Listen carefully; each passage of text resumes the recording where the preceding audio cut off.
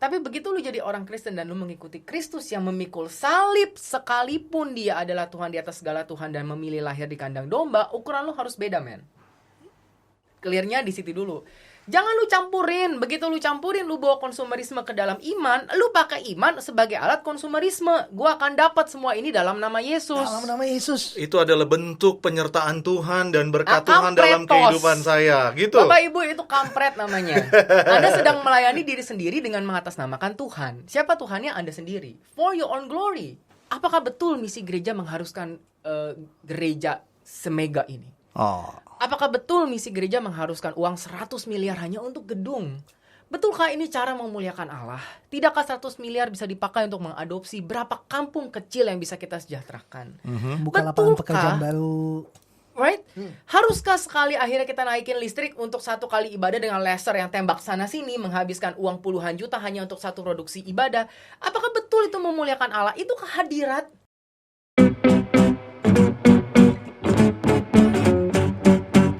U-Talks, percakapan sumbang.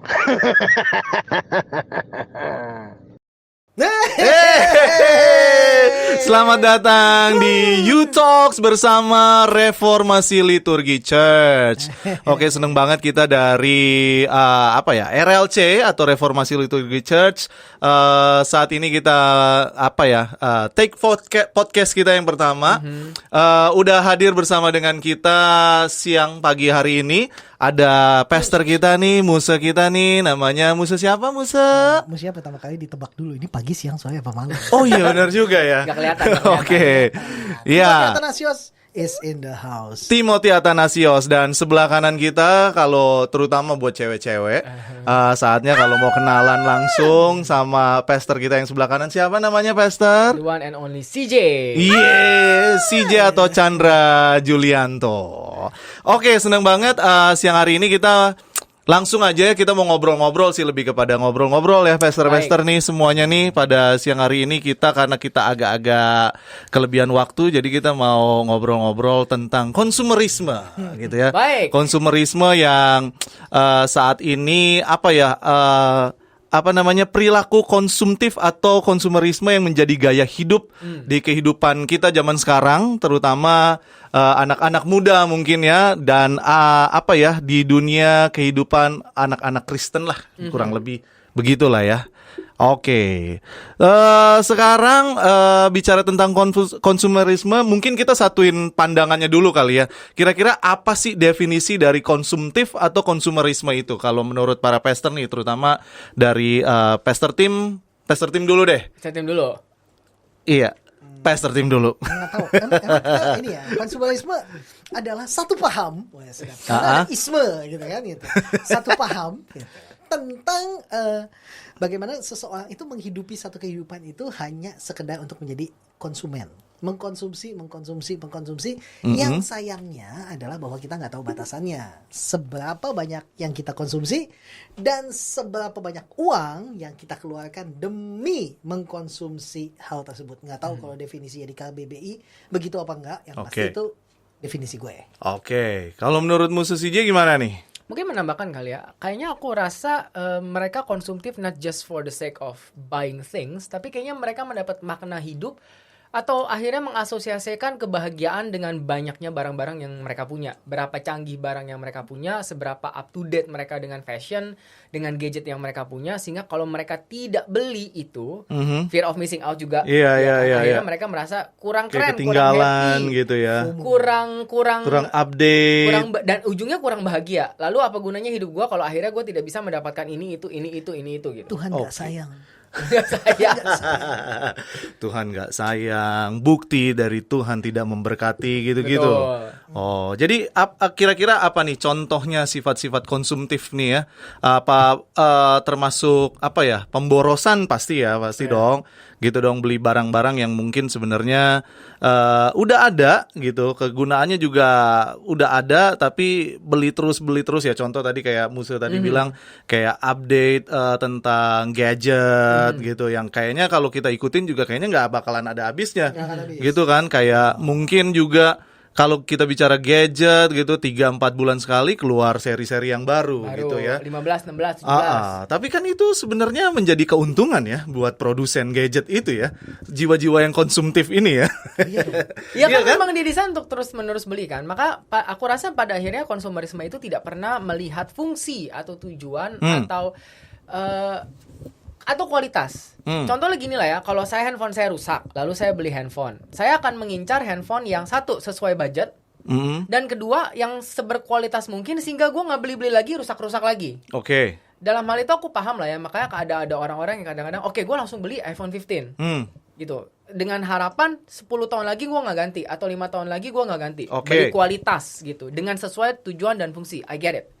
Tapi kan yang aku tidak bisa paham adalah ketika dia masih punya iPhone 14, lalu dia jual untuk beli iPhone 15, yang dia jual lagi untuk beli iPhone 16 dan terus-menerus begitu. Gitu. Yeah. Nah bagiku itu kan sudah tidak based on function, terus tidak based on budget, atau mungkin kalaupun dia punya budgetnya, jelas tidak ada maknanya loh. You just buying it for the sake of buying it. Oke. Tapi kalau bicara tentang, let's say mungkin sekarang kita bicara tentang dari handphone aja dulu, atau kemajuan dari teknologi gitu ya, yang dimana teknologi atau kemajuan zaman itu bisa kita pegang dari tangan kanan atau tangan kiri, which is itu handphone. Nah kalau misalnya bicara dari tadi Musa CJ bilang dari kegunaan, function, budget. Kayaknya hampir nggak mungkin kalau bicara tentang kegunaan, function, budget, tapi budgetnya akan semakin murah, kan nggak mungkin. Nggak mungkin. Pasti akan semakin mahal. Ya. Nah, kan tapi sebagai manusia yang hidup di zaman global ini, yang dimana semua informasi tentunya kita juga pengen tahu, supaya nggak ketinggalan dong, update juga dong tentang dunia ini. Kayaknya bicara budget akan semakin naik dan bicara teknologi akan semakin tinggi. Kalau kita nggak kejar itu, mungkin kita akan ketinggalan. Jadi gimana kalau misalnya untuk konsumtif, maksudnya gimana ya? Gue mau mengartikan pendapat gue ini gimana ya? Karena nggak mungkin gitu bicara kalau kita nggak bakalan konsumtif tuh nggak mungkin gitu. Karena kan budgetnya akan terus semakin tinggi gitu. Nah, berarti apakah kita harus cukupkan diri dengan yang itu aja? Sementara kalau kita cukupkan diri, ada kemungkinan mungkin kita nggak akan keep up dengan kemajuan zaman ini. Gimana menurut pandangan Musa? CJ dulu deh, karena si Musa CJ tadi yang ngeluarin pendapat itu. Mukanya lebih konsumtif. Bahwa kita harus mengikuti perkembangan zaman, iya. Tapi kan perkembangan zaman tidak seiring dengan perkembangan gadget. Maksudnya apakah iPhone 12 tidak berfungsi sama seperti iPhone 15? Apakah iPhone 15 tidak harus bisa membuka Google dalam level yang lebih tinggi daripada iPhone 12? Contoh. Kan tidak. Pada akhirnya harus diakui bahwa ini bukan sekedar perkembangan zaman loh. Ini hanya sekedar kamu ingin membeli sesuatu yang baru. Ini hanya sekedar gengsinya. Betul. Gengsi bahwa kamu membeli dan mempunyai sesuatu yang baru. Dan pada akhirnya kan gini, seberapa jauh kamu dari orang kebanyakan? Lo orang gak punya iPhone 15, gue punya. Maka yang dibeli itu kan bukan iPhone 15-nya, tapi gengsi yang hanya bisa diberikan oleh si iPhone 15. Gitu kan. Dan akhirnya kan menurutku ya, si produsen-produsen ini juga akhirnya memanfaatkan bahwa iPhone 15 yang lu punya sudah tidak sebergengsi iPhone 16. Mereka sudah gak lagi ngomongin fungsi.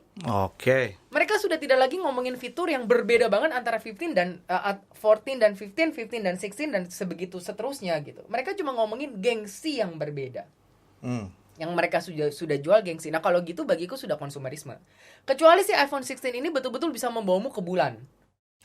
Hal yang totally different dari iPhone 15. Sehingga gue layak membeli ini because maknanya dan fungsinya tinggi. Tapi kalau teleponan langsung sama surga. Why not? Tapi bukan berarti kita nggak boleh punya iPhone 15 dong. Ya kalau kan? ya silakan aja. Ini kan bukan dosa tidak dosa ya. Atau mungkin dosa tidak dosa. Apakah konsumerisme termasuk ke dalam dosa? Gimana Musa? Kalau pertama sih ngelihatnya pada fungsi ya gitu. Fungsi. Ya. Gitu. Kayak misalnya Lea gitu kan. Anak gue itu bilang bahwa kalau dia minta handphone waktu itu. Gue bilang kalau dia ranking 1, gue kasih iPhone 15. Itu janji gue dari waktu dia kelas 3. Waktu itu bukan ini handphone lah, handphone. Ya. Sebelum dia mengenal iPhone gitu kan. Karena dia meniru gitu kan bahwa cuma ada satu orang yang dia tiru tentang masalah branded gitu kan. Brand itu cuma Cidila gitu kan. Katanya gitu. Nah, jadi dia dulu waktu itu dia minta handphone gitu kan.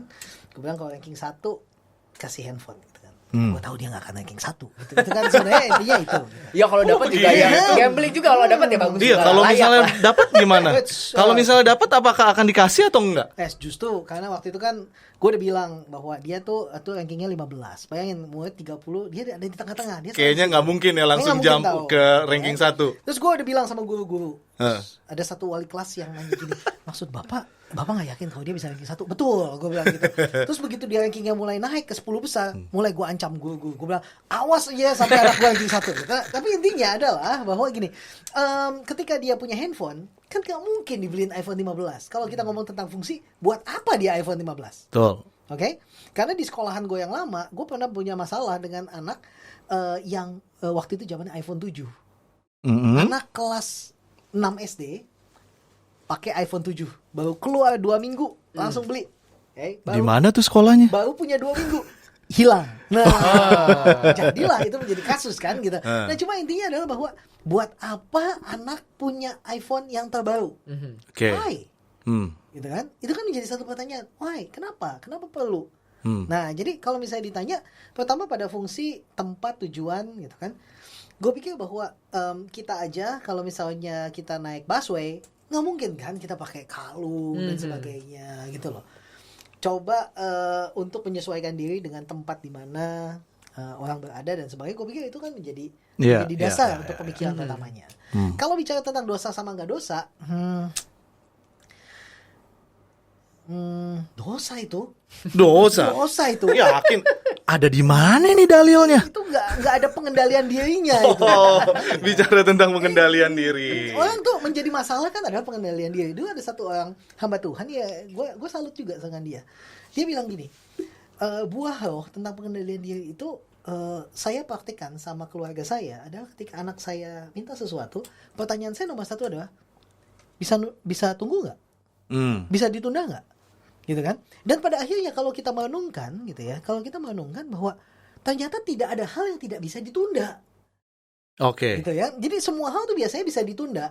Tapi keinginan kita itu biasanya harus sekarang.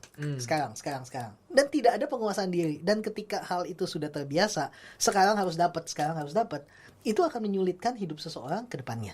Oke. Itulah sebabnya kenapa ini menjadi satu crime against yourself. Oke. Ini mungkin nggak merugikan orang lain. Ini nggak merugikan papa mama kalau papa mama punya duit, ya kan gitu. Mau beli 10 juga nggak masalah gitu kan. Tapi itu menjadi crime against yourself karena kamu jahat sama dirimu sendiri. Apa-apa harus sekarang. Padahal ternyata bisa ditunda loh. Yeah. Nah, konsumerisme gue pikir seperti itu. Karena kita pikir maunya sekarang, harus sekarang, atau menjadi fokus dan tujuan. Ada teman gue ya, yang tujuannya adalah untuk punya iPhone, harus punya iPhone. Tapi pada akhirnya ketika punya iPhone, orang-orang yang menginginkan sesuatu dan ketika sudah kesampaian,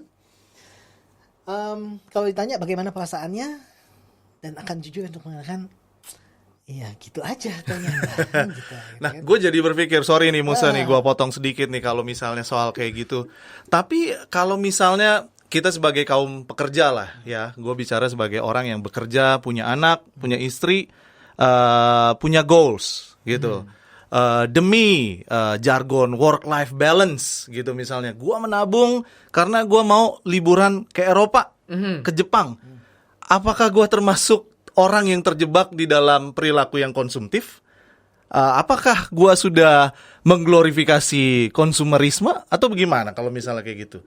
Dan gue punya budget misalnya gitu ya, gue bukannya ngutang gitu atau sampai terlalu memaksakan gitu, tetapi gue memang punya budget dan gue pisahin itu dengan istri gitu. Nah itu bagaimana kalau misalnya gitu? Karena kan tadi kan ada bicara hal yang menarik juga dari Musa Tim bahwa segala sesuatu ternyata bisa ditunda loh, gitu ya kan? Berarti kan sebenarnya liburan ini kalau misalnya tidak terlalu penting-penting amat, ya ditunda aja, gitu. Tapi ada orang juga yang memang, gue sih jujur ya, di dalam podcast ini sih saya ngomong jujur gitu, karena saya punya keinginan untuk bisa jalan-jalan melihat dunia gitu. Once ketika kita keluar negeri gitu, Termasuk itu ada Eropa gitu ya? termasuk Eropa. Lu jualan apa? Saya cuma jualan bak cuci piring. hubungi.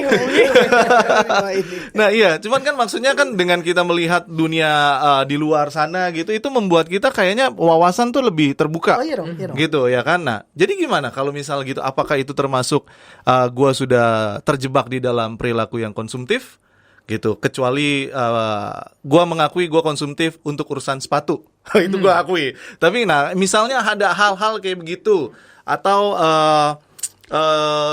biasanya tuh kalau berkeluarga ya, misalnya lo punya satu rumah, terus lo punya uang, lo alokasiin dana lo, bagaimana kalau investasi beli rumah satu lagi, misalnya seperti itu.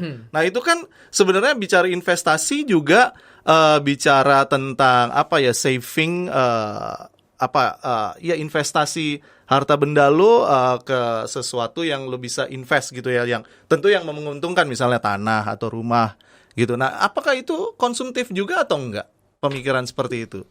Musa dulu deh. Pada dasarnya kalau misalnya untuk liburan, jalan-jalan, atau menabung, punya rumah, investasi dan sebagainya, kalau punya uangnya nggak masalah loh, gitu ya. Gitu.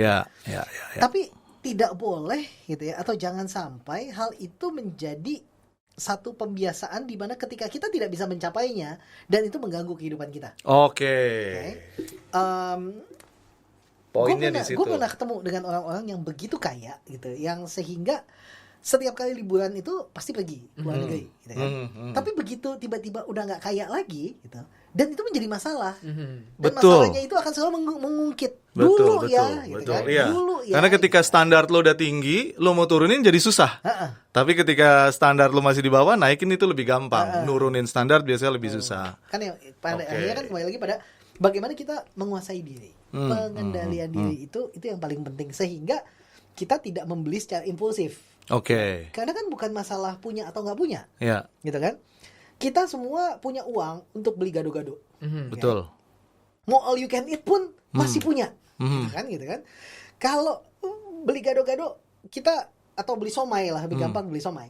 Kalau misalnya uang 10.000, kita cuma bilang, bang, somai 10.000, somainya 1, telurnya 1, kolnya 1, palenya 1, udah 10.000 belum? Udah 10.000, udah kenyang, ya kan?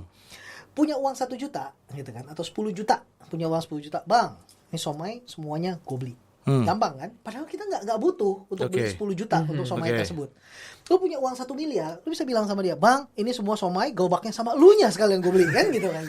Maksudnya adalah bahwa jangan sampai karena kita punya uang, lalu kita membeli lebih daripada apa yang kita butuhkan. Just don't bite more than you could chew. Oke. Itu dari gue. Oke, don't bite more than you could chew. Nah, kalau misalnya sekarang kita diperhadapkan dengan kekristenan, langsung aja nih ya, gue langsung aja ngomong tentang gereja gitu ya. Gue lupa ayatnya di mana, cuman yang pasti ayat itu diingatkan oleh teman saya yang sekarang jadi musuh saya nih, Timothy, bahwa orang miskin akan selalu ada di tengah-tengah kalian, betul ya? Tentang gereja. Gitu. Nah, orang miskin adalah harta gereja. Orang miskin adalah harta gereja. Jadi harta gereja itu bukan meja perjamuan kudus yang harganya 1 miliar gitu ya. Muncul dari bawah gitu. Udah enggak. Cuman maksudnya bicara tentang kemiskinan gitu. Dan gereja gitu sekarang yang kita tahu banget ya gitu, bahwa gereja sekarang, bahkan gereja terkesan lebih modern dari tempat-tempat konser musik yang disediakan oleh swasta di luar sana, gitu, atau diskotik gitu ya. Bahkan kita lihat kayak gitu. Nah, gimana? Apakah gereja sudah terasuki atau gereja udah mulai terinfiltrasi sama paham-paham konsumerisme atau konsumtif? Itu menurut Musa CJ gimana? Sebelum Musa CJ mengatakan sesuatu, saya ingin membuat satu pernyataan bahwa semua ini adalah fiksi belaka. Jika ada kesamaan cerita atau kisah atau tokoh, itu di luar dari bagiku itu sudah konsumerisme. Dan maksudnya gini, kalau kita kembali ke topik yang tadi si Kotim bilang gitu, maksudnya kita tidak boleh lupa bahwa ukuran kita tuh terus membengkak. bagi teman-teman yang baiklah, kita tuh mencari fun dan mencari makna sesuai level, baik. Dan kita harus puas dengan level kita. Tapi kita tidak boleh berhenti di level kita. Contoh, di level ini aku hanya bisa mengajak anak istriku pergi ke mall, tapi aku akan bahagia dengan pergi ke mall. Kami naik levelnya dan akhirnya saya bisa membawa anak istri saya ke Singapura, dan itu puji Tuhan banget. Itu berkat gak? Berkat, dan kami bahagia di Singapura. Tapi kalaupun akhirnya kami kembali ke mall, kami tetap harus bahagia dalam level yang sama karena bukan soal Singapurnya, bukan soal mallnya, tapi soal sukacitanya. Itu anti konsumerisme. Bahwa makna ditemukan bukan dari hal-hal yang bisa dibeli, bukan dari hal-hal yang dibayar pakai uang, tapi hal yang come from within, gitu. Jadi tidak peduli setinggi apapun kamu, kebahagiaan harusnya ditemukan di tempat yang sederhana. Tetapi aku ingin mengatakan begini, ketika kamu jadi orang Kristen, ukuranmu tuh bertambah satu, yaitu serupa dengan Kristus. Kalau kamu mengukur dirimu dengan dunia, apa salahnya saya punya 7 Ferrari kalau saya mampu? Kalau memang gue kaya banget, gue punya 7 Ferrari dengan duit hasil keringat gue sendiri, dan kenapa? Dan gue bayar pajak, gue tidak merugikan siapapun. Kalau lu mau bilang gue mamer tapi faktanya gue kaya, kenapa? Gak masalah kalau lu pakai ukuran dunia. Tapi begitu lu jadi orang Kristen dan lu mengikuti Kristus yang memikul salib, sekalipun dia adalah Tuhan di atas segala Tuhan dan memilih lahir di kandang domba, ukuran lu harus beda, men. Clearnya di situ dulu. Jangan lu campurin. Begitu lu campurin, lu bawa konsumerisme ke dalam iman, lu pakai iman sebagai alat konsumerisme. Gua akan dapat semua ini dalam nama Yesus. Dalam nama Yesus. Itu adalah bentuk penyertaan Tuhan dan berkat Tuhan dalam kehidupan saya, gitu. Bapak Ibu, itu kampret namanya. Anda sedang melayani diri sendiri dengan mengatasnamakan Tuhan. Siapa Tuhannya? Anda sendiri. For your own glory. Tetapi kamu menggunakan Tuhan di dalamnya. Kalau anak mafia bisa naik limosin, kenapa anak Tuhan gak bisa? Ya gimana? tapi Tuhanmu itu memikul salib. Kalau Tuhan mau naik limosin ke Golgota, silahkan. Tapi duitnya ada loh buat bikin gereja ataupun sound system yang seperti itu, atau mendesain gereja yang kadang-kadang kita udah bingung. Ini kita masuk gereja apa kita masuk klub malam gitu. Baik, kalaupun duitnya ada, haruskah duitnya dihabiskan untuk itu? Kalau meneladani Kristusmu. Kalau secara finansial, kalau secara finansial itu memang udah diplotkan untuk itu, gimana? Boleh dong. Kalau menurutku akhirnya si gembala dan penatua ini, lagi-lagi tadi quoting ya, kami tidak menyinggung siapapun. Ini fiksi belaka. Tapi marilah duduk dan berkata begini, apakah betul misi gereja mengharuskan gereja semega ini? Apakah betul misi gereja mengharuskan uang 100 miliar hanya untuk gedung? Betulkah ini cara memuliakan Allah? Tidakkah 100 miliar bisa dipakai untuk mengadopsi berapa kampung kecil yang bisa kita sejahterakan? Buka lapangan pekerjaan baru. Right? Haruskah sekali akhirnya kita naikin listrik untuk 1 kali ibadah dengan laser yang tembak sana sini, menghabiskan uang puluhan juta hanya untuk 1 produksi ibadah? Apakah betul itu memuliakan Allah? Itu kehadirat. Kan mereka udah ada komunitasnya, ibadah kaum marginal. Dan dipisah. Nah, yang itu harus di sini aja ya, nggak boleh kayak tempat ini. Dan itu kan menimbulkan sebuah masalah. Tapi kan itu berarti gereja mempunyai solusi untuk kaum-kaum yang seperti itu, gitu loh. Kaum marginal musiknya dangdut. Oke, tunggu dulu nih. Yang sini musiknya ini. Nggak apa-apa dong. Kalau menurut saya itu bukan solusi. Itu adalah cara minimal untuk membuat hati saya tidak tergugat, karena toh saya sudah melakukan hal yang paling minimal untuk orang miskin, sehingga saya bisa bilang I done my part for the poor. Aku sudah bikin ibadah dengan budget yang kecil, karena tidak mungkin dia diizinkan masuk ke ruang yang tembak sana tembak sini. Let's be real. Tapi begitu kamu pisahkan antara umat yang kaya dengan umat yang miskin di gedung yang berbeda, di ibadah yang berbeda, apakah kamu berpikir Yesus ada di mana? Yesusmu yang tidak punya tempat meletakkan kepala bakal jadi Tuhannya siapa? Come on. Kan jadi apa ya? Jadi sebuah diskriminasi berdasarkan tingkat sosial di dalam gereja yang seharusnya merangkul semuanya. Saya masih banyak pertanyaan, cuman kan waktunya ini bodo amat lah ya, nanti aja pusing yang ngedit. Ntar dulu, tunggu dulu, masih ada pertanyaan, Musa. Baik. Dengan semua pandangan gereja, dengan konsumerisme yang tadi kita bahas, terus dengan kemiskinan atau kaum marginal, apa enggak sebenarnya itu gereja cuman sedang bukan gereja lah, mungkin kita, apakah kita cuman sedang meromantisasi kemiskinan aja gitu, atau memang salahnya di mana gitu loh, kalau gereja berusaha untuk memberikan pelayanan yang terbaik buat jemaatnya gitu loh. Jadi menyediakan dengan fasilitas-fasilitas yang kita anggap yang proper lah gitu. Salahnya di mana? Gitu. Oke, kalau proper ukuran yang terbaik untuk jemaat adalah semua laser tembak sana tembak sini gereja semega itu, maka menurutku semuanya sudah harus bertobat. Betulkah ini ukuran terbaik kita? Terbaikmu dengan terbaik dunia, terbaikmu dengan Suara terbaik Yesus kenabian. itu jauh banget jadinya. Menurutku ya. Betulkah yang terbaik adalah harus AC sedingin itu, Videotron sebesar itu dengan sebuah produksi yang sebesar itu? Itukah yang Kalau terbaik? jemaatnya 1.500, 2.000 gimana? Kenapa tidak bisa dengan baiklah kalau butuh satu gereja yang sebesar itu untuk menampung 1.500, haruskah dengan dekorasi setinggi itu? Tidak bisakah akhirnya si 1.500 ini diajak masuk untuk beribadah? Apakah penyembahan harus pakai gitar elektrik sebanyak itu? Apakah hadirat harus datang dengan Videotron sebesar itu? Berarti kan kita sudah kehilangan esensi atau menukar yang esensi dengan semua yang fasilitas ini. Oke, ya itu kemajuan teknologi berkaitan dengan konsumerisme di dalam gereja, berusaha dengan update dengan teknologi yang ada. Tapi bukankah itu kita sebenarnya sedang kalau saya boleh pakai bahasa yang berlebihan, kita sedang merayakan hikmat Tuhan yang Tuhan kasih ke kita dengan kemajuan teknologi yang ada loh. Bapak. Iya dong. Benar gak? Oke, Oke, gini lah sekarang tunggu dulu. Gua ngomong dulu nih.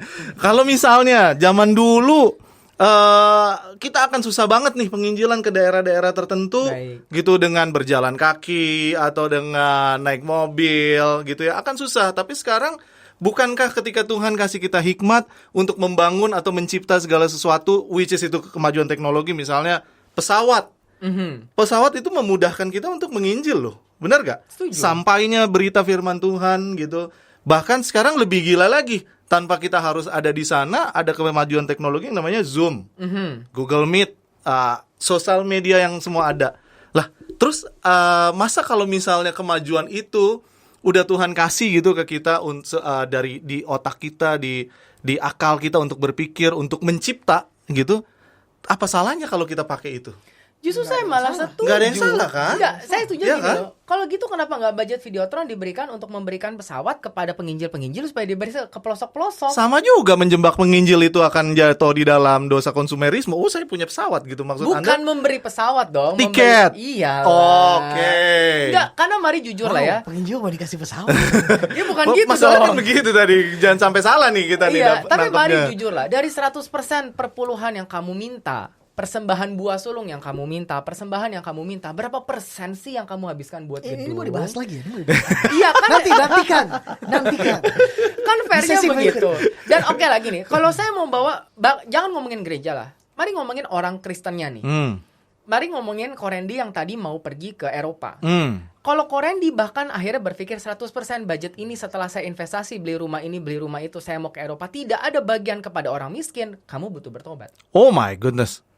Kan berarti nuranimu sudah tidak tergugat sama sekali. Nuraninya sudah tidak terikat pada kitab suci. Ini Kan bahaya. let's be real, ya nggak sih?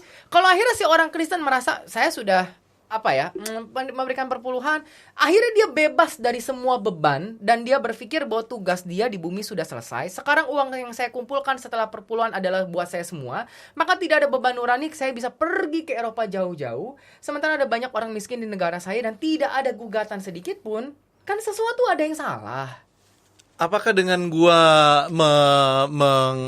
mengalokasikan dana tertentu untuk membantu orang miskin itu bisa menyelesaikan masalah di dalam hidup mereka? Apakah tidak lebih baik, kan ada nih quotes orang-orang terkenal, jangan kasih ikannya, lu kasih kailnya. Ya kasih kail ya Pak, nggak apa-apa. Tapi kalau nggak ngasih apa-apa, kalau menggunakan argumentasi itu untuk bilang ya udah, daripada gua kasih ikan, gua nggak usah kasih apa-apa, Bapak tolonglah. Ikan itu setidaknya bisa buat makan hari itu. Oke. Jangan diam aja lu, Musa. Orang miskin akan selalu ada padamu. Oke. Kita lanjut nih ya. Kita lanjut soal konsumerisme ini. Nah, konsumerisme berarti kalau berdasarkan dari penjelasan yang tadi Musa Tim udah ngomong, Musa CJ ngomong gitu. Nah, bagaimana bicara tentang kehidupan orang yang bicara tentang hobi gitu ya. Misalnya hobi mengkoleksi sesuatu gitu, atau hobi nambah tato mungkin gitu ya. Apakah itu termasuk dalam konsumerisme gitu? Karena ada orang juga yang menjadi pekerjaan adalah seorang kolektor gitu, misalnya kolektor barang-barang antik gitu. Nah, itu bagaimana dengan hobi gitu ya? Hubungannya dengan hobi gitu ya? Siapa dulu jawab nih? Boleh Musa CJ. Oke, kalau menurutku pada akhirnya si konsumerisme itu, masalah konsumerisme adalah fokus kepada diri sendiri. Hidup hanya untuk diri sendiri. Oke. Maka ketika gini, baiklah dia punya hobi. Salahkah punya hobi? Tidak. Tapi ketika seluruh hidupnya dikerahkan hanya untuk diri sendiri, salah satu salurannya adalah hobi dan hanya itu menjadi sebuah konsumerisme dan itu menjadi salah. Kalau sudah dibajetin ya nggak apa-apa. Tapi kan gini, maksudnya adalah ketika hobimu memakan 200 juta, sementara tidak ada gugatan nurani bahwa 200 juta itu bisa digunakan untuk yang lain, maka kan kamu sedang menempatkan dirimu lebih tinggi daripada semua kebutuhan yang lain.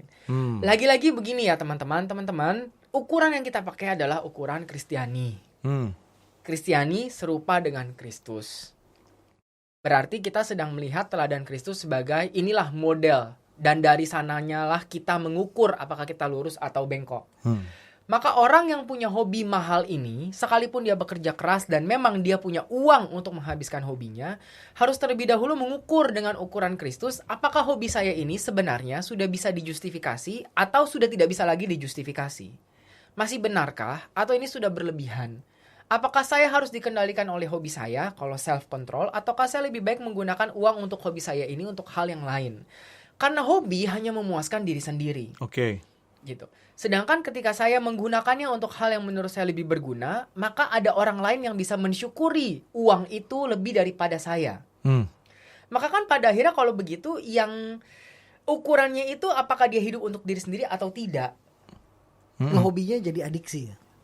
Bahkan mungkin bukan adiksi. Kan kalau adiksi mau tidak mau harus dibeli gitu. Mungkin tidak, mungkin dia bisa mengendalikan diri dalam artian saya bisa mengumpulkan, lalu saya bisa nanti membeli. Bukan akhirnya setiap kali harus membeli gitu dengan segala cara. Kalau adiksi kan sudah begitu kan, terikat. Tapi ketika akhirnya tidak ada ukuran yang lebih penting dari dirinya sendiri dan kenikmatannya sendiri. Ya uang gue, kalau gue mau menghabiskan buat hobi gue, kenapa tidak? Tidak bisa begitu ketika kita di dalam Tuhan. Uangku, tapi ada hal yang lebih daripada aku. Maka ada bagian yang lebih daripada sekedar aku menghabiskan untuk hobiku yang tidak melukai siapapun. Karena kita diangkat kepada standar yang lebih tinggi, model yang lebih tinggi, which is Jesus Christ. Memang pada akhirnya gini, kalau kita bicara hal ini di luar kekristenan, kita akan terus bertabrakan karena nilainya beda. Ya gue tidak mengikuti nilai kekristenanmu, it's okay, nggak masalah. Tapi begitu kita menyebut diri Kristen dan kita menyebut diri adalah anak-anak Tuhan dan harus mengikuti Tuhan, tidakkah standar itu harus dikenakan kepada kita dan harus berlaku atas kita? Bukan akhirnya kita memilih loh, akhirnya gue jadi Kristen, ya kan gue udah datang ke gereja, itu bagian gue jadi Kristen. Maka duit-duit itu tidak perlu diatur sama kekristenan, bukan begitu kan? Iya. Gitu. Ngomong-ngomong kalau boleh tahu Musa CJ makannya apa Musa? Makannya apa? Nasi, kok pinter amat ya nih orangnya. Perkedel. 19.000 untuk perkedel, apakah itu konsumerisme? Saudara-saudara, itu gila. 19.000 perkedel itu gila. Oke Musa. Sebelum kita juga udah sempat bukan koresponden ya, mengumpulkan pertanyaan-pertanyaan gitu ya dari teman-teman. Salah satunya nih ada pertanyaan yang bagus yang mau kita bacain, nanti mungkin bisa dibantu jawab ya Musa Tim sama Musa CJ. Pertanyaan dari teman kita juga nih. Sebutin gak sih namanya? Sebutin gak apa-apa ya? Gak usah ya? Anonymous. Dari Anonymous bertanya gini, sosial media semakin memberikan sebuah standar gaya hidup. Balik lagi nih tentang sosial media. Misal dari postingan ke gereja, ibadah sampai memiliki barang-barang mewah dan likes-nya seringkali banyak. Hal ini menjadi yang sulit. Hal ini menjadi hal yang sulit ketika kita merasa rendah saat tidak mencapai tuntutan. Pertanyaannya, Bagaimana berdamai dengan diri yang rendah dikala kita sadar bahwa tuntutan itu semakin menjerumuskan kita, terutama keuangan kita. Oke, mungkin pertanyaan ini boleh Musa Tim bantu jawab. Nggak apa-apa, diundahkan juga nggak masalah kan. Emang nggak punya duit. Menerima diri sendiri. Jangan sampai itu kan, gitu kan. Segala sesuatu masalahnya gitu kan. Ini yang paling ramai, yang hari-hari ini lagi ramai tentang masalah pinjol. Gitu kan. Ya. Kan adalah orang-orang yang meminjam, gitu ya. Meminjam karena ada sesuatu yang dia inginkan atau yang dia butuhkan. Kalaupun nggak buat dirinya sendiri, buat orang lain yang ada di sekitarnya dia, gitu. Dalam beberapa waktu ini ketemu dengan orang yang meminjam, gitu ya, dengan orang yang punya masalah dengan pinjol. Gitu. Ketika ditanya, apa sih awalnya dulu? Oh, awalnya dulu ada kebutuhan, pinjamnya segini, bayarnya 1 tahun, udah selesai 1 tahun, udah top up, terus pinjam lagi. Emang ada kebutuhan? Enggak sih, tapi kan ada. Lah, gitu kan? Siapa tahu? Kan gitu maksudnya adalah karena udah ada uangnya, udah pinjam aja dipakai dulu. Ini kan aneh, tapi bukan buat saya Pak, buat anak saya. Why? Gitu kan? Sesuatu yang tidak ada kebutuhannya, lalu melihat ada uang, ada kebutuhan menyusul. Jadi seolah-olah bahwa kalau ada kebutuhan, ada uang, kebutuhan bisa jadi banyak, gitu kan? Bukannya kehidupan kita harusnya ada kebutuhan, makanya ada upaya untuk mencukupi kebutuhan tersebut, kan gitu ya? Ada kebutuhan, lalu kita bekerja untuk mencukupi kebutuhan tersebut, gitu. Jangan sampai kita udah bekerja dan melimpah, sehingga akhirnya kita bingung, gitu kan? Ya udah kita ada-adain aja untuk kebutuhan tersebut, gitu kan? Ini kayaknya butuh nih, gitu kan? Butuh sesuatu yang lebih nih, gitu. Nah, kebutuhan akan sesuatu yang lebih itulah yang pada akhirnya akan membuat kita bersaing di situ. Apalagi dengan ada media sosial. Tadi kan fokusnya adalah media sosial. Kalau ditanya tentang media sosial, posting, gitu kan? Sekarang ini kan senang banget kan kalau orang posting tuh di tempat jalan-jalan posting, makan sesuatu posting. Iya gitu dong. Apalagi punya Unboxing gitu kan, foto dengan mobil orang, gitu kan. Ada Defender atau apa ya? Defender ya? Defender. Gue jauh-jauh ke Taiwan cuma buat foto sama Defender orang, men. Gitu kan. Gitu maksudnya adalah bahwa ini bukan mobil gue, tapi kan orang pikir bahwa gue punya nih kalau misalnya gue foto di depan mobil tersebut, gitu kan. Tapi kan itu kan semua pada akhirnya menipu semua orang. Betul. Menipu diri sendiri. Betul. Dan orang yang di sosial media itu kan cuma ada 2 tipe orang. Orang yang like, keren, atau orang yang mikir bahwa apaan sih nih orang nih kayak gini gitu, lalu di unfollow, gitu kan. Nah jadi pada akhirnya sosial media tuh ilusi banget lah. Ini adalah section berikutnya tentang sosial media, pasti akan ada dibahas, gitu kan. Gitu. Tapi intinya adalah sosial media tuh ilusi banget. Jadi jangan percaya dengan apa yang dilihat di sosial media. Even tas yang mahal, yang tas yang bacanya itu beda dengan penulisannya. Itu ada tukang sewanya, gitu kan. Ya kan, lu bisa sewa gitu kan, buat pergi pesta, gitu kan. Oke. Musa ada mau ditambahin? Oke.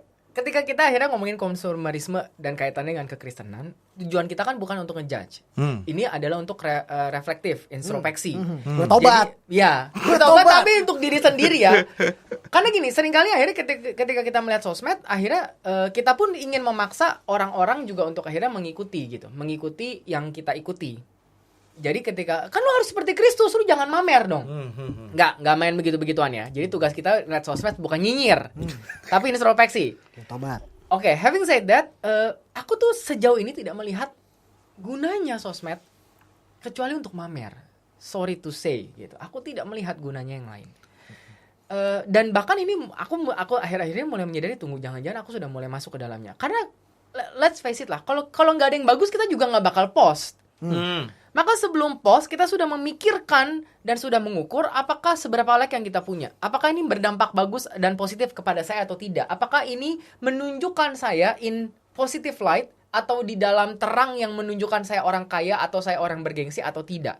Oke, Musa, sorry gue potong. Kalau misalnya saya tergelitik dengan omongan Musa bahwa gue nggak melihat sosial media selain buat mamer. bagaimana kalau orang yang berdagang? Tapi kan kalau misalnya orang yang berbisnis itu memang dia wajib untuk dalam tanda kutip, quote on quote, memamerkan barangnya. Oke. Gitu. Nah, itu kan kasus yang berbeda. Kalau memang akhirnya buat bisnis, akhirnya dia jadi platform untuk etalase lah. Jadi Itu boleh etalase. dong ya Nggak kan masalah. kalau misalnya itu boleh dong. Nah, tapi kan Oke. gini, ini saya ngomong jujur ya. Saya Ya. ngomong jujur. Saya pun sekarang ini sudah mulai membatasi. Saya nggak mau lagi posting undangan khotbah atau publikasi khotbah kecuali dia posting saya repost. Jadwal khotbah 1 tahun. Ya kayak gitu-gitu lah. Atau minggu ini gue khotbah di mana kan ada publikasinya kan buat sosmed kan. Kalau ngomongin etalase kadang-kadang gereja juga menggunakan itu sebagai pengumuman. Ya. Saya itu mulai jarang kecuali dia post lalu seperti ada ya adalah obligasi gitu ya. Etika Oke. saya repost gitu di story atau di apa. Kenapa? Karena saya mulai mendapati saya tuh mulai punya motivasi mamer. Oke. Seperti gue pengen bilang ke orang-orang gue tuh punya banyak jadwal dan gue khotbah di gereja ini, gue khotbah di gereja itu, gereja yang gue tahu begitu disebut namanya terkenal gereja. Dan saya mulai berpikir, what's the point of all of this? Gitu. Kalau gerejanya di samping kuburan atau di gang sempit gak dipamer. Apa Nggak kalau dipamer. pamerin? Atau kalau pamer aja, seenggaknya kan gini loh. Kadang-kadang kita pun bisa lihat nih gua pelayanan di tempat yang terpencil betapa hebatnya saya. Yang namanya Iya, bisa kesombongan juga. dan Iya, benar, pamer. benar. Itu tuh nggak ada obatnya. Iya. Sehingga akhirnya saya mulai membatasi. Tunggu dulu nih. Kayaknya ini mulai apa ya? Mulai korup lah. Hati saya tuh mulai terasa korup gitu. Kenapa saya harus menunjukkan kepada orang-orang? Gitu. Kenapa saya harus memamerkan kepada orang-orang? Apa tujuan saya menunjukkan gitu? Kecuali ayo ikut saya khotbah. Tapi let's face it lah, itu nggak ada juga yang kayak begitu gitu. Iya. Jadi kalau ngomongin soal sosmed itu bahwa apa tadi pertanyaannya soal sosmed?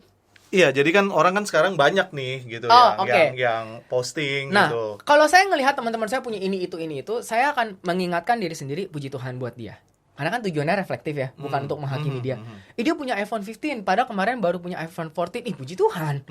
Good for you. Kalau itu memang tujuanmu. Dan aku juga tidak ingin akan bilang, lu orang Kristen, lu gak boleh gitu, konsumerisme. Not my part. Tapi saya akan menjaga hati saya, tunggu dulu. Kalau mulai terasa iri, tunggu dulu. Atau mulai merasa, kok gue enggak ya, aduh gue juga pengen. Berarti pintu atau batasannya atau goalkeepernya itu ada di kesadaran di hati gitu. Betul. Ya. Dan Hati kalau nurani memang gitu sudah ya. sangat terpengaruh, aku lebih baik gak usah main sosmed deh. Oke. Karena kan ya kita kan bukan kebal Superman. Ngelihat begitu makin lama akan Bener. membandingkan kan. Betul, Gila dia betul, naik betul. first class, gua kagak pernah seumur-umur nyobain bangkunya Iya, first class. Ntar aku percaya bahwa kita tuh lemah sekali sama godaan-godaan uang dan segala macam. Betul. Semakin melihat sekalipun kita bilang kita kuat, makin lama akan mulai terbersit, kapan sih Tuhan Iya, saya cuman naik gitu. Nah, yang menjadi masalah adalah Musa benar yang Musa bilang, ketika kita ngelihat gitu kita akan semakin terpancing untuk Betul. ikutan. Siapa yang nggak mau terpancing ketika kita ada lagi santai-santai di Apurva Kempinski, ya kan? Siapa yang nggak kepengen posting hal itu? Podcast ini berikutnya akan live dari pinggir pantai. Siapa yang nggak kepengen, Musa? Kalau misalnya lu lagi di Apurva Kempinski Bali, ya kan? Ini tidak untuk menyinggung siapapun. Oke. Ya, ada lagi. Itu ya tadi ya Iya. dari. Untuk sosmed ya. Oke. Nah, berarti tadi juga sempat dengerin Musa tim bilang masalah pinjol segala macem, bahkan sorry to say mungkin kalau misalnya ini menyinggung ya nanti diedit aja omongan gua. Jadi ternyata konsumerisme itu tidak hanya merasuki orang-orang yang memang punya uang, tapi ada bibit konsumerisme di orang-orang yang mungkin juga nggak punya uang. Tadi kan Musa tim bilang pertama awalnya dia mau pinjem karena dia nggak punya uang dan ada kebutuhan, ya kan? Tapi kok lama-lama kesini kayaknya berbeda nih. Betul. Gitu kan, motifnya berbeda. Betul. Ya kan? Nah, terus kayak tadi Musa tim juga bilang, bahkan ada orang yang karena ini beneran kejadian, ada orang yang memang sengaja pergi ke suatu tempat jauh-jauh cuman buat foto dan update di sosial media. Orang mungkin yang udah banget terasuki oleh konsumerisme. Bahkan ada sekarang jasa yang meminjamkan tas-tas mahal itu, jadi supaya in order kita bisa foto, kita bisa update di sosial media. Nah, kalau ngelihat dari kayak begini, masuk ke pertanyaan yang selanjutnya. Nah, masalah konsumerisme ini apakah masalah psikologi atau masalah kerohanian? dirasuki setan, roh konsumerisme. Kira-kira bagaimana? Roh mamer saya. Roh mamer kah? Aku tolak. Gitu loh. Jadi apakah konsumerisme ini adalah pure masalah psikologi atau mungkin jangan-jangan bisa jadi ini masuk di dalam kategori mental health. Gitu karena orang menurut gua gitu itu udah nggak masuk di akal orang bela-belain pakai jasa pinjem karena gua pernah lihat sendiri orang numpang foto dan itu ada dibayar pakai Ferrari gitu. Nah itu kan menurut saya kayaknya udah nggak in order buat konten gitu. Nah jadi apakah masalah konsumerisme ini menjadi masalah psikologi atau masalah roh-roh yang mengikat atau kerohanian? Ya. Terserah, both of you dari musuh tim deh. Kalau dilihat secara psikologi dulu gitu ya, saya pikir bahwa kalau ingin menunjukkan betapa kayanya saudara gitu kan, gitu. Kalau ingin agar orang pikir bahwa gue pengen orang pikir bahwa gue tinggal di rumah yang megah gitu ya. Yang lu lakukan adalah ke Indonesian Design District gitu ya, lu cari Blanco gitu ya, lu cuci tangan gitu dan bilang bahwa selamat datang di dapur saya gitu ya gitu kan gitu. Nah itu jadi itu masalahnya pasti psikologi gitu. Kayaknya gue harus luruskan hal itu ya. Berdasarkan survei bahwa dari 100% pekerjaan Anda di dapur, 60% Anda lakukan di atas bak cuci piring. Ya kan? Jadi adalah hal yang betul ketika kita menginvestasikan pembelian bak cuci piring yang cuci piringnya memang bak cuci piringnya memang proper gitu, dan berdasarkan survei membeli bak cuci piring itu 25 tahun sekali. Ya, silakan gitu. Kalau ingin memesan. Gak bercanda. Lanjut. Tidak tertulis di Alkitab bagaimanapun di Alkitab. Nggak ada cerita Yesus lagi cuci tangan ya. Oke, lanjut. Nah, masalah-masalah hal ini saya pikir banyak. Gue pikir ini banyak masalah-masalah psikologis gitu ya. Oke. Ketika memberi secara impulsif, berhutang secara impulsif gitu kan. Ini kan satu hal yang nggak masuk akal gitu. Kemarin ada dengar cerita lagi gitu. Orang tua yang ingin menyenangkan anaknya. Orang tua yang bukan orang tua yang mampu kan. Oke. Anaknya di usia kuliah lalu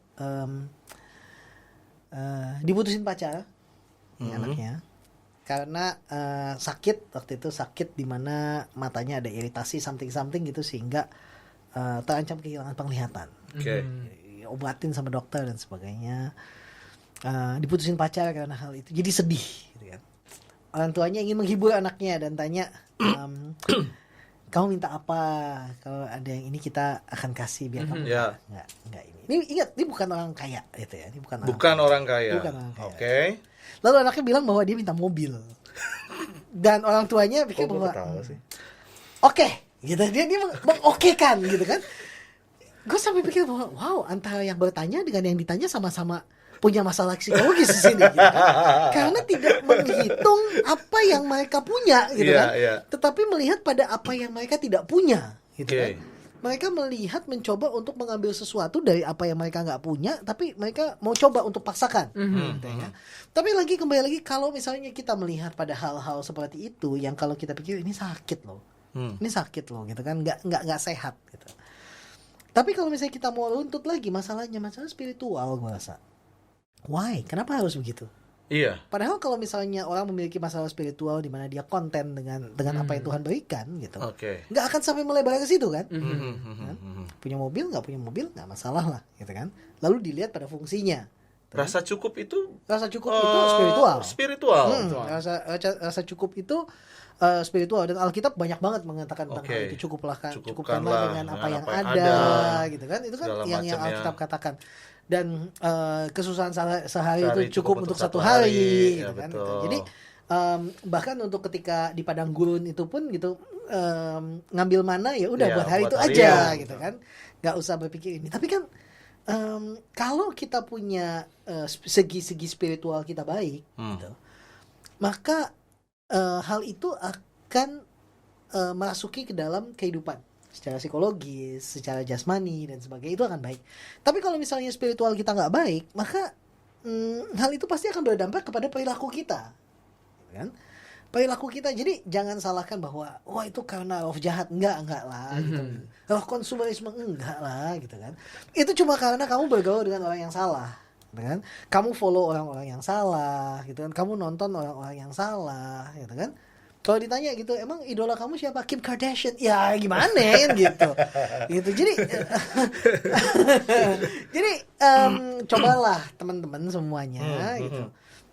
Hal ini pasti akan sangat relate. Orang pikir bahwa this is a practical matter. No, it's not. It's spiritual matter. Dan kita perlu untuk belajar untuk menguasai diri, belajar untuk mengatakan tidak pada hal-hal seperti itu. Kadang-kadang bahkan kalau kita punya uang pun kita perlu untuk mengatakan enggak deh, kayaknya belum butuh gitu. Dan itu perlu loh. Oke. Untuk mengatakan tidak sekalipun kita punya uangnya. Gitu kan gitu. Karena jangan sampai ketika kita punya, kita pasti langsung aja gitu. Tapi padahal enggak lah, belum butuh juga. Betul. Gitu. Oke. Singkat kata singkat cerita gitu ya. Orang-orang berpikir bahwa gue tuh pelit. Gitu. Iya. Dan memang iya. Pelit dosa nggak? Roh pelit. Pelit loh itu. Itu harus diiniin loh. Itu bukan roh pelit, itu roh manajerial. People call it psychology, I call it management, kata Sir Alex Ferguson gitu kan gitu. Tapi gini, apa ya? Kita kan selalu melihat gini tentang jam tangan misalnya. Gitu.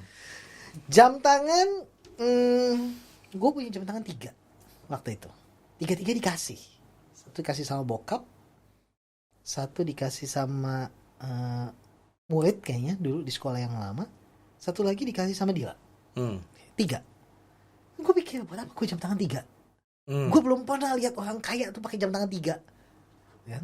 Banyak, cuman nggak dipakai berbarengan. Nggak dipakai berbarengan gitu kan gitu. Gue pengen satu hari gue pengen pakai jam tangan 3 gitu kan gitu. Pengen lihat reaksi orang-orang gitu. Psikologis masalah psikologis. Gitu kan. Terus akhirnya satu rusak. Gitu. Udah nggak bisa nyala. Dan gue tuh adalah orang yang nggak mau kalau misalnya yang namanya barang pemberian itu tuh dibuang. Wah, ini jadi panjang lagi nih. Ada lagi nih pertanyaan gue nih. Jangan lagi. Oke, terus. Jadi sisi psikologis gue adalah gue akan cari gimana cara pembetulannya. Gue bawa ke tukang gitu kan gitu. Dia bilang, oh nggak bisa nih Pak. Oke. Kan? Ini nih udah mati emang mesinnya, nggak bisa diganti. Oh nggak bisa, ya udah, tinggal 2 gitu kan. Dan kalau ditanya gitu, masih punya uang untuk beli jam gitu kan? Punya. Gitu kan? Apakah membeli jam yang harganya mahal atau yang harganya murah? Gue berpikir buat apa gue beli jam mahal-mahal? Kan waktunya sama. Oke. Bergeraknya sama, gitu kan? Waktunya 24 jam satu hari. Tapi daya tahannya lebih lama loh ketimbang beli yang murah dan akan lebih cepat rusak. Gitu, misalnya lo beli jam yang mahal last sampai 5 tahun misalnya. Ketimbang beli jam yang murah yang 100 ribuan, mungkin setiap tahun lo akan ganti. 100 ribuan tuh mahal, men. Jam tangan 100 ribuan mahal. Roh pelit. Dia hidup di mana sih nih orang? Kok bisa-bisaan mahal? Tapi gini, kan ada hal-hal ya tertentu yang gue udah pelajarin gitu ya. Oke. Ini contoh jam tangan. Gue ambil contoh yang gue jelas banget, gue tahu banget ya. Tentang DVD. Zaman dulu tuh DVD tuh, zaman sekarang udah gak ada yang punya kali DVD. Udah gak ada. DVD itu Philips ya, harganya tuh sekitar 3 juta. Ya. Oke, 3 juta DVD Philips gitu. Yang punya Cina. Playernya kan, ya. Yang mereknya apa? Orion. Iya, banyak lah macem-macem tuh. Orion, Pegasus. Aneh-aneh lah mereknya. Iya, Samurai X, nggak tahu lah apalah. Pokoknya mereknya banyak gitu ya. Dan ternyata itu sama-sama kuat. Mata optiknya tuh kurang lebih 1 tahun. Oke. Lu beli yang 3 juta gitu ya. Kalau lu mau benerin mata optik gitu, itu tuh mahal. Kalau lu beli yang 150.000 gitu ya, itu dalam waktu 1 tahun rusak. Gue beli lagi yang baru. Tapi nggak juga lah kalau bicara tentang elektronik lah. Ada uang, ada barang lah. Ada uang, ada kualitas lah pastinya kalau kayak gitu-gitu. Ini mulai mengarah kepada pembicaraan soal bapak-bapak bodoh gitu ya. Bapak ibu ya. Ini mulai. Iya, maksudnya gue mendebat ya, boleh ya. Nggak jadi closing. Nggak jadi, bodoh amat lah. Nggak bisa, Musa. Karena sama-sama kalian tahu saya juga penjual. Okay. Tapi saya bukan penjual apa-apa, saya penjual bak cuci piring gitu loh. Sekali lagi, saya menjual bak cuci piring yang memang grade-nya itu yang dijual memang lebih mahal gitu, tapi dengan fitur-fitur dan keunggulan teknologi tertentu gitu Bisa ya. mencuci sendiri. Ya enggak juga, nggak bisa disubstitusi gitu juga orang nyuci. Tapi ada yang dengan dishwasher tuh ada. Sekali lagi. Gitu. Yang dengan dishwasher tuh ada. Tapi bukan merek gua ya, bukan merek gua. Nah, maksudnya kalau bicara tentang itu harusnya nggak apa-apa dong kalau misalnya Nggak lu apa-apa, membeli nggak apa-apa. teknologi dengan lebih gitu dengan mungkin harganya akan lebih mahal tapi dengan kekuatan yang lebih panjang Nggak apa-apa, gitu, nggak ya masalah, kan? nggak masalah. Jadi setuju nggak setuju sih sebenarnya gue dengan pendapat dia yang masalah apa ya? Si bapak-bapak Yang gelodok penting, ini. yang penting Iya, adalah, iya, iya. yang penting gini, mungkin kita melihatnya gini. Gue berpikir bahwa seseorang seringkali membeli sesuatu dan dia nggak pakai. Lebih kepada itu, Jadi ya kan? lebih pada nggak berfungsi. Nggak berfungsi. Keluarga gue itu kenal dengan satu keluarga di mana ada satu keluarga itu yang seneng banget ngumpulin barang. Ya, jadi ada satu kamar gitu di rumahnya itu yang isinya tuh dus sepatu. Oke. Betul ya, dus sepatu dan sebagainya. Bisa contoh yang nggak sepatu nggak mungkin gitu ya? Keluarga ini. Rumah ini rupanya. Gitu ya. Jadi maksudnya adalah bahwa dan itu kayak sekali dipakai abis itu disimpan. Oh enggak sih untungnya sih. Sepatu Oke. sekali dipakai terus disimpan. Jadi kayaknya gue nggak konsumerisme sih kayaknya. Dan gue masih berpikir bahwa kenapa gue harus punya sepatu lebih daripada yang bisa gue pakai. Harus lebih. Harus. Gitu ya. Nah jadi ada hal-hal gitu yang kalau menurut gue lebih kepada, kalau gue selalu melihat kepada karena sebagai seorang utilitarian kita akan melihat pada apa sih fungsinya, apakah hal ini baik gitu, atau apakah hal ini cuma ya menyenangkan hati aja, cuma karena gue punya duit gue beli. Oke. Bagaimana kalau tantangannya adalah gue punya duit tapi gue nggak beli. Oke. Begitu. Oke. Jadi merupakan masalah kedua-duanya ya, antara psikologis dan tentunya juga karena bicara tentang pengendalian diri gitu. Berarti ini juga rasa cukup.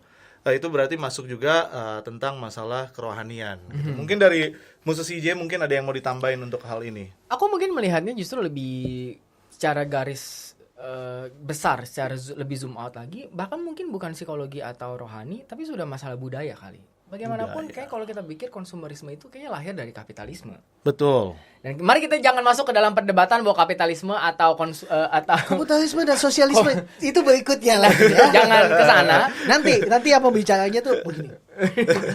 Tapi kan gini, bahwa akhirnya dunia kita adalah dunia kapitalis, dan kapitalis itu dibangun di atas dasar bahwa kalau kamu top 1% barulah kamu sukses. Kesuksesan diukur dari seberapa American Dream. seberapa jauhnya kamu dengan orang kebanyakan. Maka kalau 99% punya 1 juta dan kamu punya 1 juta, kamu tidak sukses. 2 juta kamu lebih sukses, 3 juta kamu lebih sukses. Tapi kalau kamu punya 100 juta meninggalkan gap 99 juta, disitulah kamu sukses. Oke. Ya kan? Dan itu kapitalisme. Ya. Dan itu kan yang sebenarnya didorong sama sosial media. Kalau gue punya iPhone 15 sementara lo orang punya iPhone 10, disitulah dalam perbedaan itulah gue merasa sukses. Oke.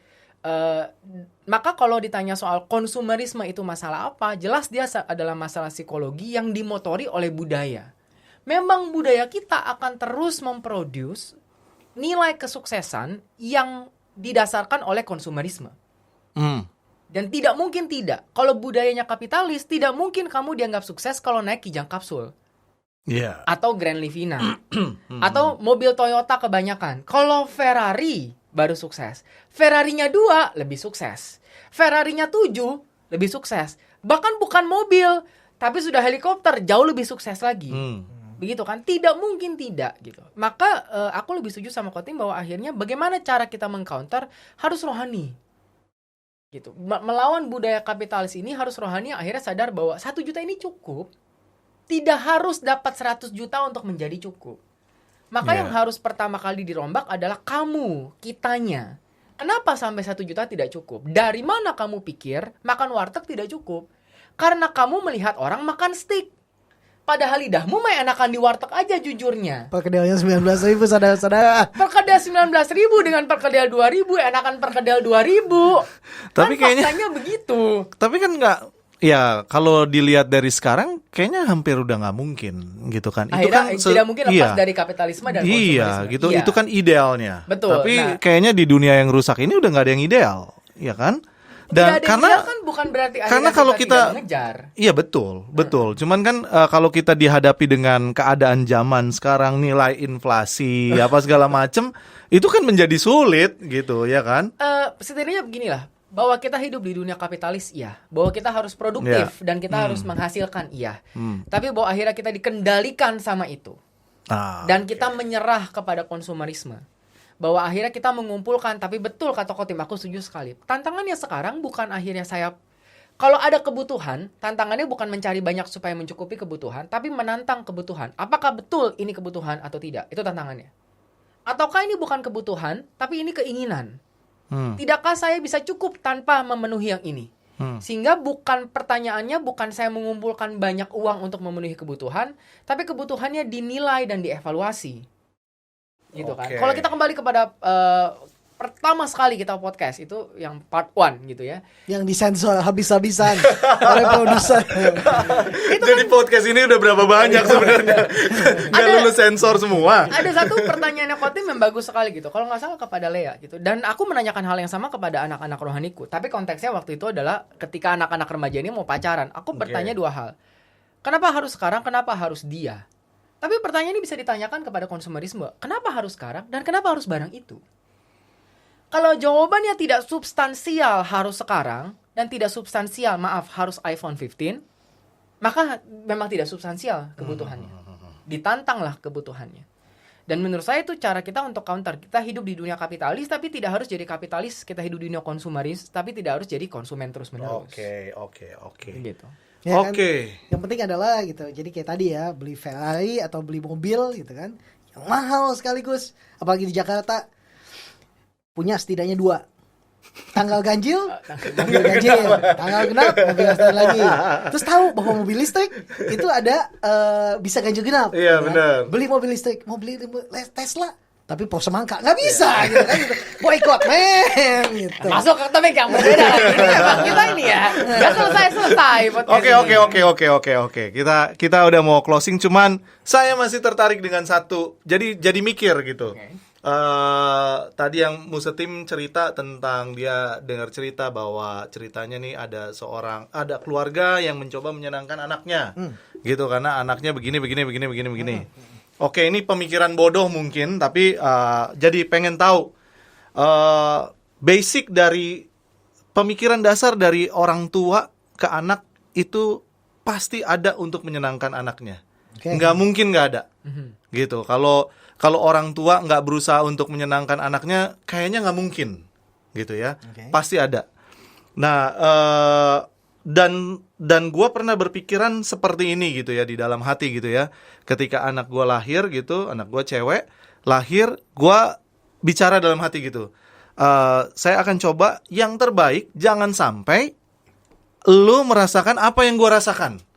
Kesusahan yang dirasakan, keterbatasan yang dirasakan gitu. Jadi maksudnya kalau bisa anak gue tuh menikmati hidup yang lebih baik daripada orang tuanya dulu. Nah, apakah itu sebuah pemikiran yang salah? Akhirnya gue mulai dari kecil mungkin menanamkan benih konsumerisme ke dia gitu, atau bagaimana Musa? Itu yang gue bilang. Gue ngomong gini sama Dila, gue ngomong gini sama Lea. Gue bilang gini, bahwa seorang anak, dia gak akan menjadi lebih baik kalau dia memiliki hal-hal yang dulu tidak kita miliki. Lea tidak akan menjadi lebih baik kalau hari ini dia memiliki apa yang dulu tidak gue miliki. Tapi Lea akan menjadi lebih baik kalau dia mengenal Tuhan lebih daripada ketika dulu gue mengenal Tuhan. Gitu ya. Jadi ini penting banget gitu ya. Jadi ketika kita mendidik anak kita gitu ya, kita punya pemikiran bahwa oh ya, ini anakku pengen sekolahin dia di sekolah yang bagus. Kalau dia nanti kuliah di kuliah tempat yang bagus, ya, kalau misal bisa seperti di luar itu, negeri dan ya, sebagainya gitu kan. It's good gitu.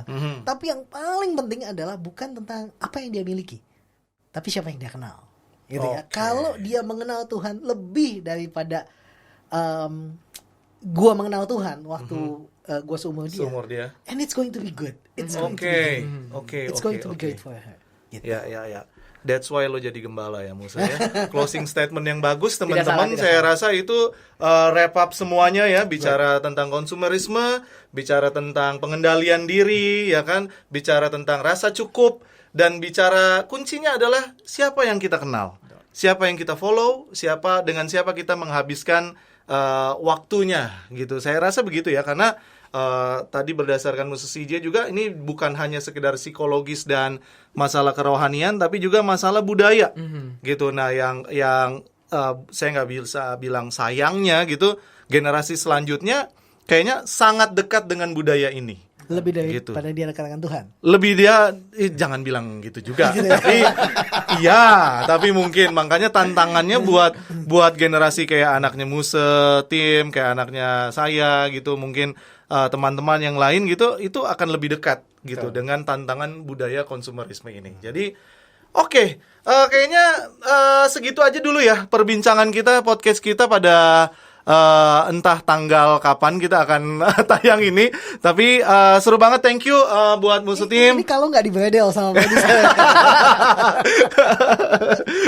Thank you Musa Tim, thank you Musa CJ, thank you teman-teman semuanya yang udah bergabung sama kita. Nantikan terus podcast kita You Talk bersama dengan Reformasi Liturgi Church. Dan buat teman-teman semuanya silakan like juga subscribe di account YouTube kita, dan juga follow untuk account IG kita. Di sana teman-teman bakalan nemu banyak tulisan-tulisan ataupun renungan-renungan rohani. Dan kita juga ada, karena kita juga sebuah gereja, makanya Reformasi Liturgi Church gitu, kita ada ibadah yang saat ini sebulan 2 kali ya, dan nomaden. Tapi nanti kita pantai. Tadi pantai mana tuh? Okay. Di dekat Apurva Kempinski. Enggak, tapi maksudnya Reformasi Liturgi Church ada hadir mempunyai ibadah sebulan 2 kali, dan nanti kita akan update informasi selanjutnya di Instagram. Doakan kami akan segera punya tempat yang proper dan menetap. Gitu ya. Kurang lebih begitu ya. Ya. Oke, terima kasih semuanya. Sekali lagi saya Randy Ruru, Timothy Athanasios dan Chandra Julianto atau CJ. Bye. God bless. Bye-bye. God bless.